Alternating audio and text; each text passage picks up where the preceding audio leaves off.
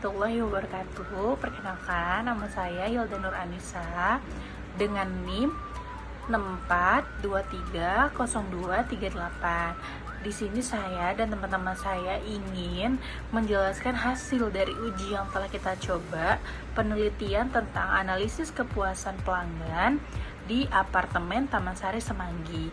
Kita sudah melakukan beberapa uji. Uji yang pertama itu adalah uji instrumen.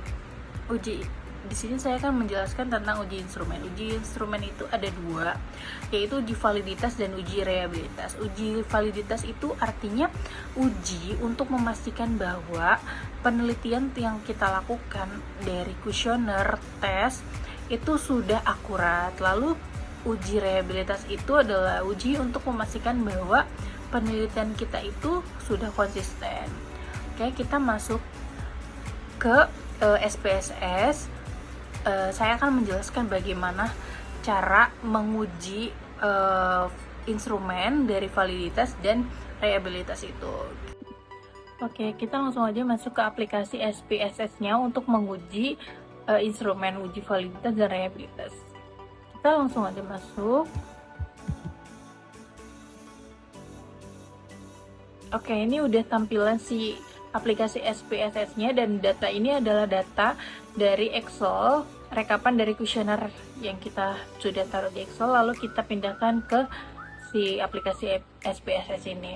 Selanjutnya untuk menguji validitas adalah kita masuk ke Analyze, lalu ke Correlate, Divide, lalu selanjutnya kita masukin yang fasilitas umum atau variabel 1, kita masukin sampai total, kita masukin ke tanda panah, lalu oke.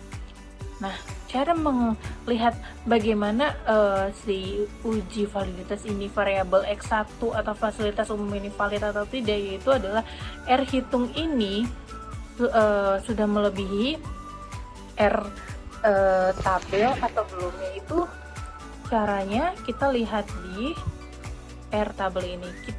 Jumlah responden, jadi rumusnya itu DF dikurang 2. Jadi responden kita itu adalah 39, lalu dikurang 2 itu 37. Berarti ini 37, dan kita lihat di tabel nomor 0,05 ini dia. Kita cari angka 37. Nah, ini hasilnya 0,316. Oke, kita lihat apakah dia sudah valid atau belum.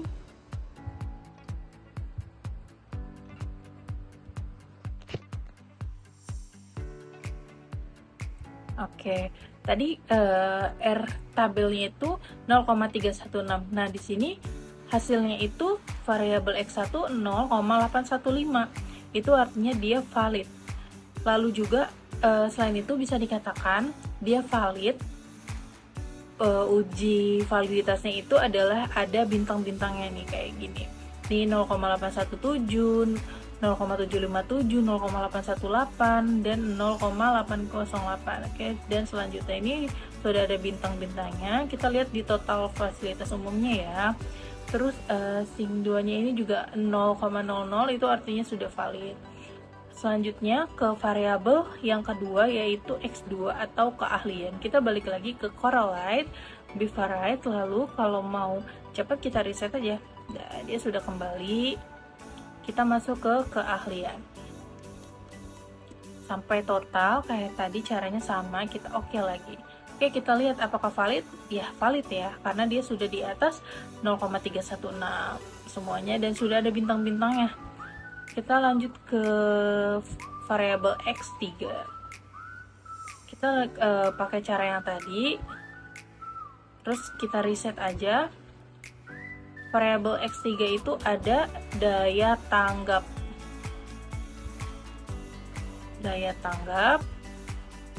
Kita total aja sampai total seperti biasa. Kita lihat valid atau tidak di totalnya. Valid ya, karena dia sudah di atas 0,316 dan sudah ada bintang-bintangnya, dan sing-nya juga 0, stick-nya 0. Kita lanjut lagi ke variabel Y.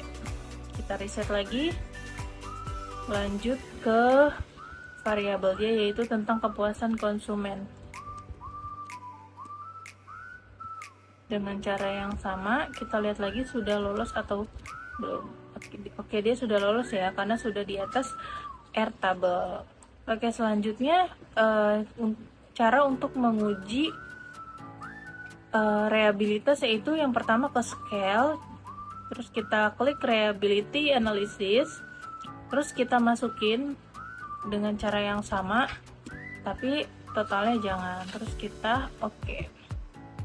Nah, ini hasilnya. Nah, kalau cara melihat si uji reliabilitas ini reliable atau tidak adalah kita melihat di total ini. Jadi standar statistik dari uji reliabilitas itu adalah 0,60. Nah, dia di atas 0,60. Cronbach's alpha-nya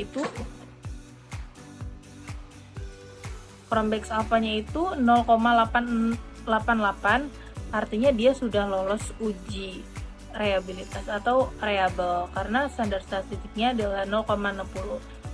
Dengan cara yang sama kita ke analyze, scale, lalu reliability analysis, terus kita kembaliin, kita reset, lanjut ke variabel X2. Oke, kita lihat lagi Cronbach's alpha-nya sudah di atas 0,60 ya, artinya dia sudah reliable. Dengan kita balik lagi dengan cara yang sama, kita reset, kita masuk ke variabel X3. Oke, kita cek apakah dia sudah reliable atau tidak. Oke, dia sudah reliable ya, karena Cronbach's alpha-nya nih di atas 0,60. Lanjut lagi ke analyze, reliability, kita reset, lalu masuk ke kepuasan konsumen, baik variabel Y. Oke, kita cek lagi. Oke, dia sudah valid ya, karena sudah Cronbach's alpha-nya sudah di atas standar statistik. Oke, begitu cara menguji validitas dan reliabilitas. Assalamualaikum warahmatullahi wabarakatuh. Perkenalkan, nama saya Niki Aura Salsabila dengan NIM 64230447. Di sini saya akan melakukan pengujian asumsi normalitas dengan menggunakan metode histogram, p-plot, dan Kolmogorov-Smirnov menggunakan data penelitian yang sudah kami dapatkan. Langkah pertama, kami akan menguji menggunakan metode histogram dan p-plot.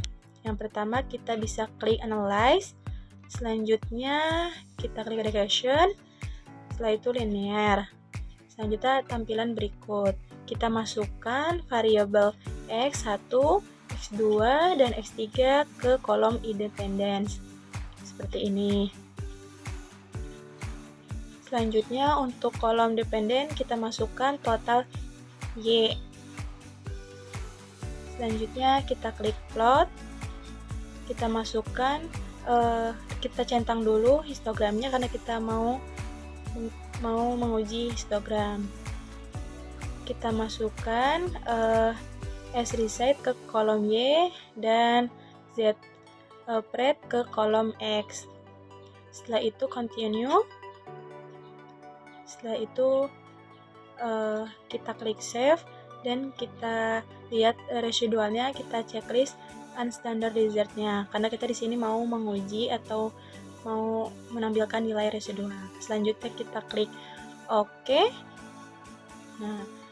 Nah, bisa dilihat hasil outputnya seperti di bawah ini, seperti ini. Setelah itu kita abaikan hasil output. Nah, kita lanjut ke metode yang ketiga, yaitu metode Kolmogorov-Smirnov. Nah, untuk pengecekan menggunakan metode Kolmogorov, kita bisa klik analyze lagi. Setelah itu kita klik non-parametric test. Selanjutnya kita klik regresi dialog dan kita klik One Sample KS. Nah, seperti ini tampilannya. Kita masukkan ke kolom test variable list, yaitu nilai unstandarized atau nilai residual yang sudah kita cek baru sebelumnya. Nah, setelah itu bisa dilihat hasil output metode Kolmogorov-Smirnov. Nah, adapun syarat untuk menyatakan hasil Kolmogorov itu berdistribusi normal atau tidak, yaitu dengan melihat hasil signifikannya itu harus lebih besar daripada 0,05. Nah, di sini hasil output saya yang sudah saya cek, nilai signifikasinya itu 0,030, yang artinya lebih besar daripada 0,05.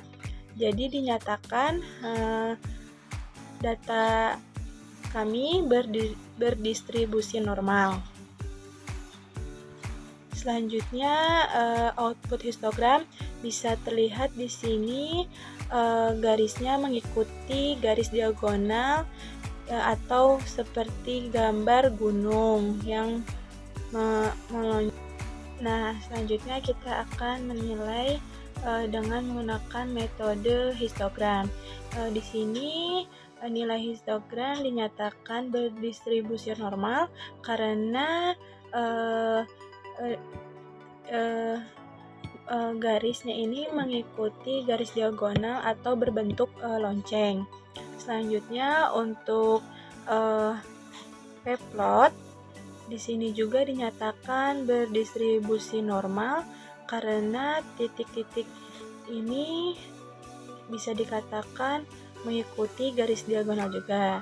Selanjutnya ada scatter plot. Nah, di sini itu dinyatakan berdistribusi normal juga karena penyebaran titik-titik ini secara acak.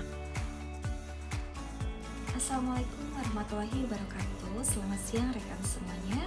Perkenalkan, nama saya Indah Novianti dengan NIM 6423225. Di sini saya akan menjelaskan mengenai uji multikolineritas. Nah, uji ini bertujuan untuk menguji apakah dalam model regresi kita ditemukan adanya kolerasi antar variabel independen. Nah, mengapa ini penting? Karena dalam model regresi yang baik seharusnya tidak terjadi korelasi yang kuat antar variabel-variabel independen. Jika ada korelasi yang tinggi, ini bisa menyebabkan hasil estimasi model menjadi bias atau tidak stabil. Nah, dasar pengambilan keputusan kita menggunakan dua indikator utama, yaitu yang pertama adalah nilai toleransinya dan variance invasion factor atau VIV-nya. Nah, apabila nilai tolerance lebih besar dari 0,1 dan nilai VIV-nya lebih kecil dari 10, maka dapat disimpulkan bahwa tidak terjadi gejala multikolineritas antar variabel independen pada model regresi.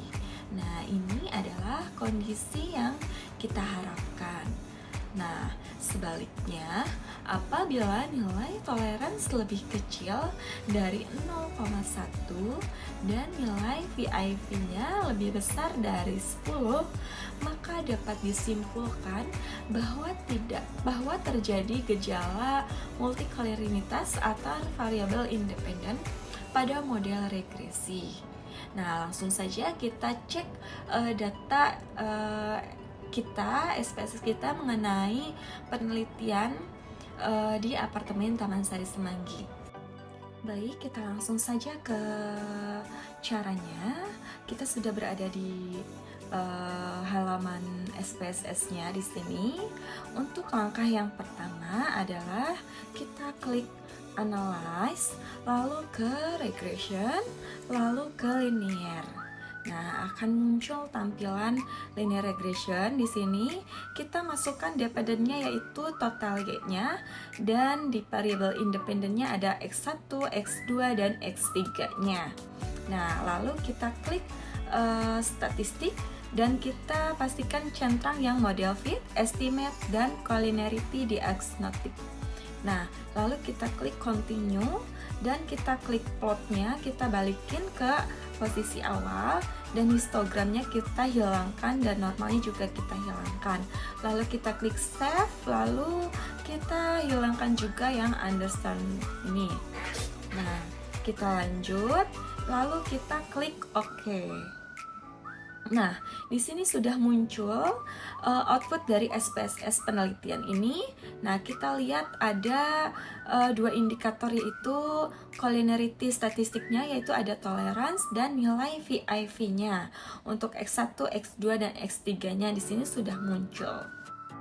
Nah, untuk variabel fasilitas umum yaitu X1-nya, kita bisa lihat di sini bahwa nilai tolerance untuk fasilitas umum atau X1 ini adalah 0,477. Nilai ini lebih besar dari 0,1. Nah, dan nilai VIV-nya untuk fasilitas umum ini adalah 2,098. Nah, nilai ini juga lebih kecil dari 10. Nah, untuk variabel keahlian atau X2-nya, nilai toleransinya adalah 0,624. Nilai ini juga lebih besar dari 0,1 dan nilai VIV-nya untuk keahlian X2 ini adalah 1,603. Nilai ini pun lebih kecil dari 10. Nah, untuk selanjutnya yaitu variabel daya tanggap atau X3 ini, nilai toleransinya adalah 0,548. Nilai ini lebih besar dari 0,1. Dan nilai VIV-nya untuk daya tanggap ini X3 adalah 1,824. Nilai ini juga lebih kecil dari 10. Nah, kesimpulannya, berdasarkan seluruh hasil tersebut, yaitu nilai toleransinya untuk X1, X2, dan X3 berada di atas 0,1 dan semua nilai VIV-nya berada di bawah nilai 10. Maka sesuai dengan dasar pengambilan keputusan dalam uji multikoliniaritas, dapat disimpulkan bahwa tidak terjadi gejala multikoliniaritas dalam model regresi ini. Ini berarti bahwa variabel-variabel independen dalam model saya atau multikolinaris ini tidak saling berkolerasi secara signifikan, dan model regresi ini juga layak untuk dilanjutkan ke analisis selanjutnya. Demikian penjelasan saya mengenai uji multikoliniaritas. Sekian, wassalamualaikum warahmatullahi wabarakatuh.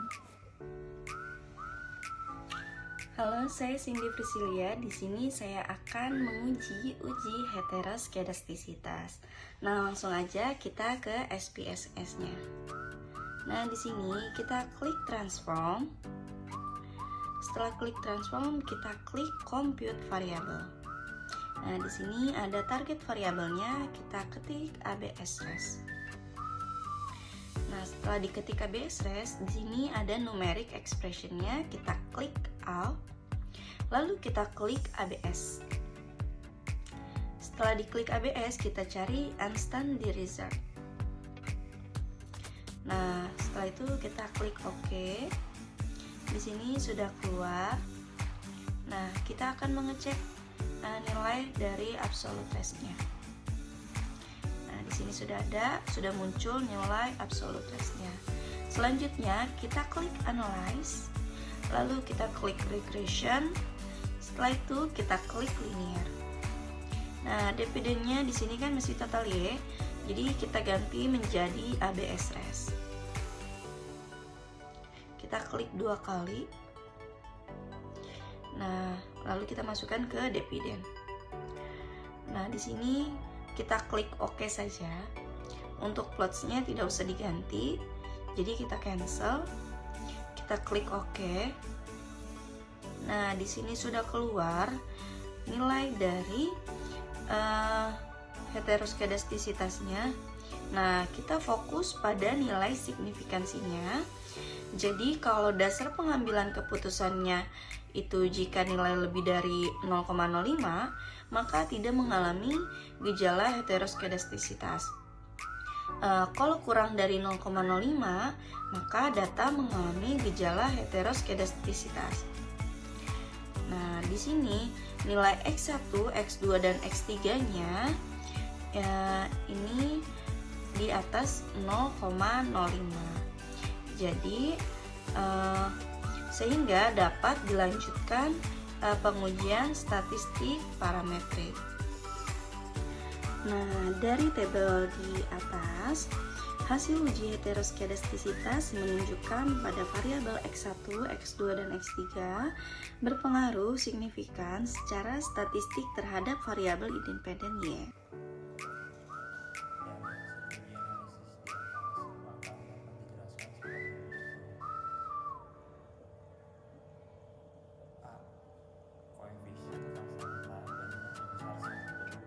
Koma 813. Koefisien konstanta yang bernilai positif ini mengindikasikan bahwa jika tidak terdapat fasilitas umum atau X1, keahlian X2, dan daya tanggap X3, maka kepuasan konsumen atau Y akan mengalami kenaikan sebesar 1,813, atau dengan kata lain dapat diartikan nilai 1,813 merupakan nilai ketika variabel fasilitas umum, keahlian, dan daya tanggap konstan. Yang kedua di sini B, koefisien regresi fasilitas umum atau X1 sebesar 0,406, yang berarti apabila fasilitas umum mengalami kenaikan sebesar 1%, maka kepuasan konsumen akan meningkat sebesar 0,406, dan apabila fasilitas umum mengalami penurunan sebesar 1%, maka kepuasan konsumen akan menurun sebesar 0,406. C. Koefisien regresi keahlian atau X2 sebesar 0,294, yang berarti apabila keahlian mengalami kenaikan 1%, maka kepuasan konsumen akan meningkat sebesar 0,294. Dan jika keahlian mengalami penurunan 1%, maka kepuasan konsumen juga akan menurun sebesar 0,294. Yang terakhir di poin D, koefisien regresi daya tanggap atau X3 sebesar 0,353. Berarti apabila daya tanggap mengalami kenaikan 1%, maka kepuasan konsumen akan meningkat sebesar 0,353. Dan jika daya tanggap mengalami penurunan 1%, maka konsumen juga akan menurun sebesar 0,353.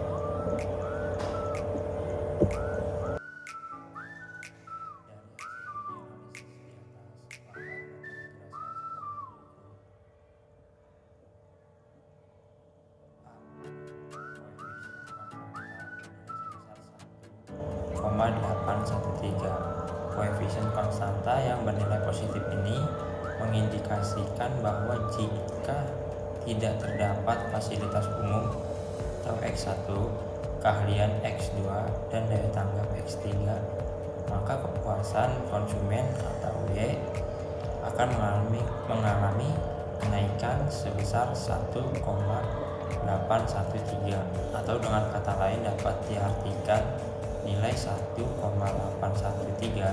merupakan nilai ketika variabel fasilitas umum, keahlian, dan daya tanggap konstan. Yang kedua di sini B, koefisien regresi fasilitas umum atau X1 sebesar 0,406, yang berarti apabila fasilitas umum mengalami kenaikan sebesar 1%, maka kepuasan konsumen akan meningkat sebesar 0,406, dan apabila fasilitas umum mengalami penurunan sebesar 1%, maka kepuasan konsumen akan menurun sebesar 0,406. C. Koefisien regresi keahlian atau X2 sebesar 0,294, yang berarti apabila keahlian mengalami kenaikan 1%, maka kepuasan konsumen akan meningkat sebesar 0,294. Dan jika keahlian mengalami penurunan 1%, maka kepuasan konsumen juga akan menurun sebesar 0,294. Yang terakhir di poin D, koefisien regresi daya tanggap atau X3 sebesar 0,353. Nah, di sini ada uji F yang bertujuan untuk mengetahui ada atau tidaknya pengaruh simultan yang diberikan variabel independen terhadap variabel dependen. Nah, di sini kita bisa lihat tabel di atas dapat diketahui bahwa nilai F dihitung variabel fasilitas umum X1, keahlian X2, dan daya tanggap X3 adalah sebesar 16,459. Nah, selanjutnya berdasarkan nilai signifikansinya diketahui nilai signifikansinya variabel fasilitas umum X1, keahlian X2, dan daya tanggap X3 sebesar 0,000 kurang dari 0,05. Nah, dengan demikian dapat disimpulkan bahwa variabel independen fasilitas umum, keahlian, dan daya tanggap secara simultan berpengaruh terhadap variabel dependen yaitu kepuasan konsumen sehingga H4 diterima.